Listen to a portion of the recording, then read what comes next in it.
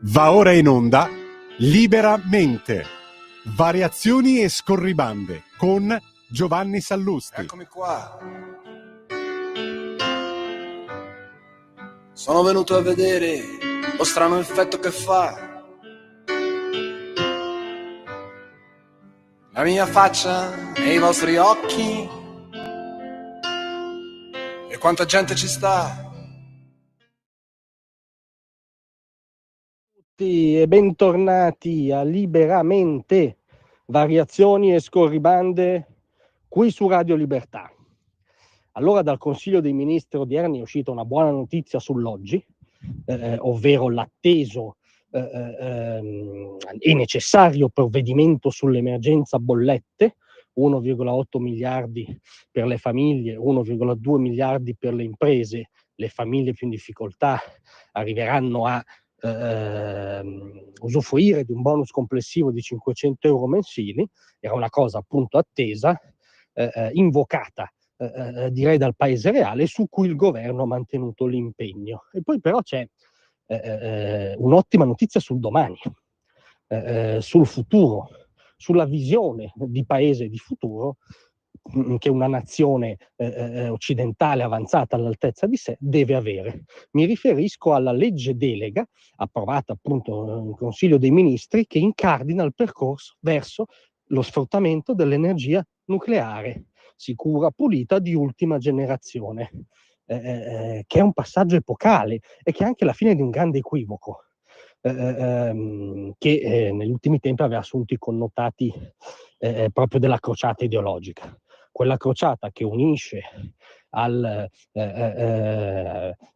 no a priori a qualunque residuo che venga dai combustibili fossili, il no a priori all'energia nucleare per ridurre la dipendenza dal fossile. È tutto un rito dell'ambientalismo appunto estremista, talebano, dedito semplicemente alla pars destruens,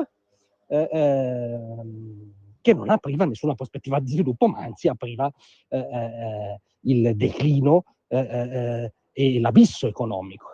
Ebbene, questa legge delega restituisce l'Italia alla modernità. Ricordiamo che molti paesi confinanti usufruiscono oggi dell'energia nucleare di ultima generazione. Il piano che si prospetta è un piano all'avanguardia, che implica la mappatura delle vecchie centrali, un piano sullo smaltimento dei rifiuti, un piano sullo sviluppo e la ricerca, un'autorità indipendente che certifichi la qualità delle nuove centrali. Insomma, è un piano economico, industriale, di visione ambientale anche, legato al ritorno dell'energia nucleare. Era non solo un impegno elettorale del centrodestra, già questa è una buona notizia, perché il mantenimento dell'impegno elettorale in democrazia è una buona notizia, ma è anche qualcosa di più.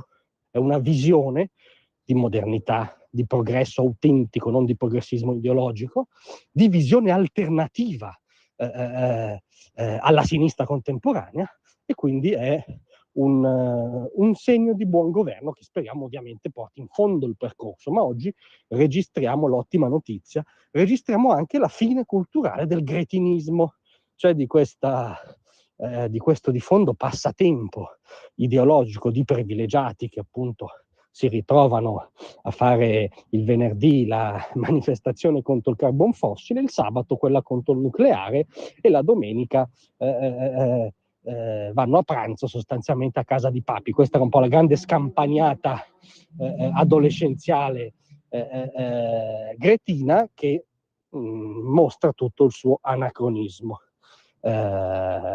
Riaprire la stagione del nucleare significa andare oltre questi tabù ideologici e tenendo presente la questione ambientale, ma non facendone un feticcio appunto ideologico, parareligioso, come avveniva nelle punte più deliranti del gretinismo, ma un'esigenza di sostenibilità che non può mortificare lo sviluppo, anzi che deve esaltare lo sviluppo, perché non vogliamo rinunciare allo sviluppo, non siamo masochisti, declinisti o appunto gretini. Quindi ottima notizia, seguiremo il percorso, ma viva il ritorno del nucleare Grazie a tutti, a domattina. Tra un manifesto e lo specchio